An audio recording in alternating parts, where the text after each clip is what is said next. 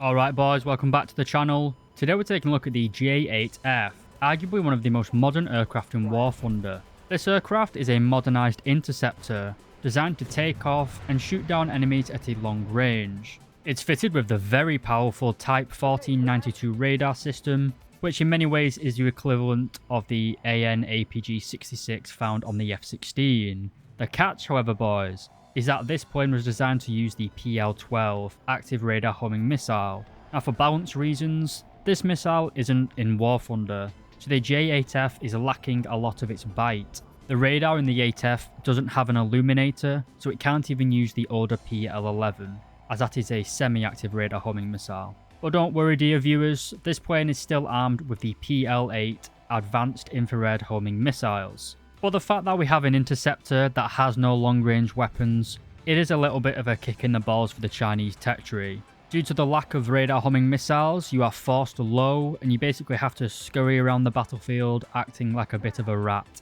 Maybe the PL-12s will come later this year. It's rumoured that the Gripen and the AMRAAM are coming sometime this year, so maybe in the near future we will see advanced air-to-air missiles. But at the minute I've got to review the plane as it is in game, and I don't want to jump to any conclusions, but it's not exactly going to be competing with the F-16s. Anyway boys, as I've said, this is the J-8F. It is a rank 8 vehicle in the Chinese tech tree, coming in at battle rating 11.7 for arcade, realistic and sim. This one's a long grind owing to its rank 8 status, being 410,000 research points. And to purchase it, it's quite cheap at 1,100,000 silver lions. For the expert in ace qualies, it's another 1,100,000 and then 3,400 golden eagles. The expert qualification isn't as drastic as something on the F-16. You typically don't really want to be turning in this jet. In terms of reward multipliers, I use a premium account, so I have an RP reward of 500% and a silver lion reward of 480%.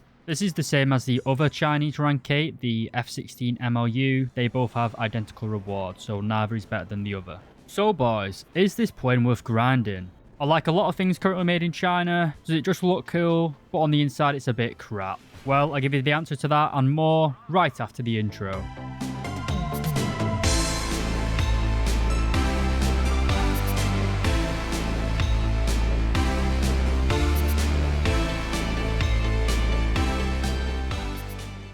Alright, welcome back my internet friends. This plane is powered by two Shenyang Liming WP13B-2 engines. We also have two of them, giving us, well, combined thrust of just under 14,000 kilograms, with each engine producing 6,970 kilos of thrust when afterburning. The military power is a little bit lower, but bear in mind we don't want to be going too fast in this jet, at least in lower altitudes where you're basically forced to play. When it comes to our climb rate though, which is pretty much the best indicator of the engine power of most modern jets, we have 220 meters per second climb rate. That is of course with clean wings. When we put on the 6 PL-8 air-to-air missiles, that does drop down to around 180 meters per second climb rate, but it's still more than enough to get to high altitude if you really want to get there. I did try a few games of just taking off and going straight into a 30-degree climb, and you can get to like 10k altitude in like a minute and a half, something like that. So you certainly do have a lot of power in your aircraft. I wouldn't really recommend climbing up there. You're kind of just getting asked to get clapped by an F-16 or an F-14. But you can go up to space if you really want to roleplay as that Chinese spy balloon thing, I guess. Our theoretical top speed at a height of 12,000 meters is 2,300 kilometers per hour. However, at sea level, our top speed is around 1,350 kilometers per hour, just under Mach 1.14. It's fair to say that the J-8F is one of the slower top tier jets, but top speed isn't particularly that important anymore, especially with all the missiles running around, so it's not really a criticism. The plane also uses a semi-delta wing design. It's obviously not a true delta wing as it still has rear elevators. It kind of acts like a MiG-21 BIS though, or a Mirage or a Viggen. This has positives and negatives. You have amazing controllability, or nose authority as it's called, especially at lower speeds. I don't really know why this plane is so good handling, but it's basically like a knife fighting champion. You get into slow speed stall fights with the J-8F, it's such a good plane to fly. You compare it to something like a Phantom, which granted is it's a different philosophy of airplane really. But with the Phantoms, when you get them low and slow, they're just basically flying bricks. They want to fall out the sky. This thing, it's like butter. It's just like floating on the I don't know what I'm saying. You know what I'm trying to say though? It just feels like it's like a balloon. It just doesn't, its nose just points wherever you want it. Another trick that you can employ with the J-8F is basically forcing enemies to overshoot. Because of your Delta Wing, you can pull a high AOA on demand basically, as long as you've got a decent top speed. You can't do this if you're in a very slow speed, but if you're going fast and an enemy's coming, you can pull high AOA. The enemy is typically going to overshoot you because they can't dump their speed as effectively as you can. This will give you the ability to put a few rounds into the back of them or fire a missile at them. It is a bit of a trick that you can employ. It is obviously going to leave you very slow on the battlefield, which in War Thunder is pretty much certain death. So you can't really do this at the start of a match or in a furball, but in a one-on-one fight, then it is a very valid tactic and very powerful. Enemies that you have to be aware of though are, as I've already mentioned, things like the Mirages or Vigans, basically any other Delta Wing designed aircraft, because they can do the same trick on you. If you get like a player that can control their speed well and isn't going to overshoot, if you get them on your 6, then there's nothing that you can do about it. But if an enemy plays in another Delta Wing, then it makes it even easier. If you get a Delta Wing on your 6, then there's nothing you can do to really shake them off, because if you pull high AOA to get them off, they can also pull high AOA to stay on your 6 basically. The other thing to watch out for is basically F-16s or anything with semi-active radar homing missiles. As I've already said, I think you should stay quite low with this plane. Try and use the terrain to mask your approach to the enemies. You're just going to get clapped by a pulse Doppler radar, basically. There's nothing you can do to counter it. You just have to stay low and hide. So it's kind of forcing you into a very passive playstyle straight off the bat. You can't climb high because you're just going to make a nice, easy meal for someone grinding the MiG-29. Anyway, enough doom and gloom. Let's go on to what this plane does well, notably the radar. This is the Type 1492. It is an I-band radar with a technical range of 60 kilometers, but in game it has a search as well as a search pulse Doppler, so none of the more advanced features like head-on pulse Doppler. For the sim plays, we have the IFF mode as well as BVR and ACM modes. I guess the biggest criticism of this radar, and it is quite a big one granted, is the fact that we don't really need it. We don't have any radar guided missiles, so it is a little bit redundant. I generally recommend turning it off unless you're a sim player, because the nails or the scanning of your radar will give the enemy a pulse on the RWR. The pilot also has a CCIP for our cannons, rockets as well as bombs, allowing us to accurately deliver all of our weapon systems. You could equip bombs and rockets to help with the stock grind. However, a supersonic interceptor doesn't really have the design to be a fantastic ground strike plane,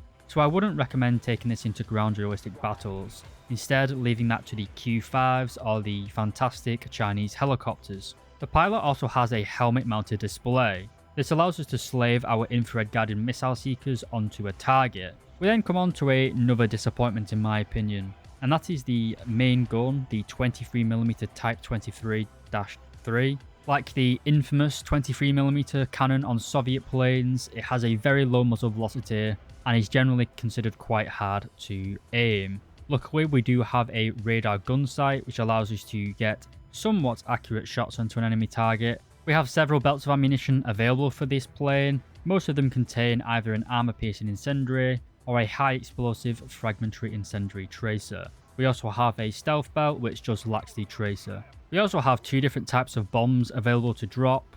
We have the regular 250kg bomb, which will destroy any vehicle within a radius of 7 meters. And we also have the 500kg bomb. This is a little bit more destructive, destroying anything within a radius of 12 meters. Neither of these bombs is particularly amazing though. I guess with the CCIP we can drop them pretty accurately. It's also worth noting that we do have the retarded bomb versions, the slow parachute bombs. Again, this does make ground strike a little bit easier, but it just makes it easier for enemies to evade them because they're not hitting the ground as fast. I wouldn't recommend using bombs. In ground realistic, I guess you can use them, as I said, for stock grinding in air realistic. Then also have the Type 90-1 heat rockets. These are basically knockoff Sunnis, but a lot less powerful in my opinion. They can penetrate 283mm of armor, which is very respectable, with a warhead of 1.1 kilos of TNT. Each rocket pod contains 7 rockets. and we can carry them on 4 of our pylons for a maximum of 28 rockets per spawn. So certainly workable, but not amazing. Again, I wouldn't really take them in ground or aerialistic. We then come on to the rockets, and our stock missile is the fantastic PL5B. We get 2 of these when we come stock, which then increases up to 6 on all 6 of our hardpoints. The PL5Bs, while being technically the stock missile, are still fantastic missiles. You could easily use these things in, well, when you're fully upgraded. They have a very short burn time, but they produce a hell of a lot of speed, which is actually a benefit as the enemy doesn't get the red square telling them that there's a missile coming, which is a weakness of the later PL8, but I'll get onto that shortly. The PL5s can pull 30 Gs, which is still very respectable, as I said. Do not discount these missiles, they are fantastic, the PL5Bs. Then go on to the PL8s. These are the Chinese version of the Python 3s, I believe. They have an all-aspect lock range of 3 kilometers, which is a little bit low. I thought it was a bit longer, to be honest. But they're very, very fast. They do burn for quite a long time, and they have 40 Gs of maximum overload. So they're a fantastic dogfighting missile.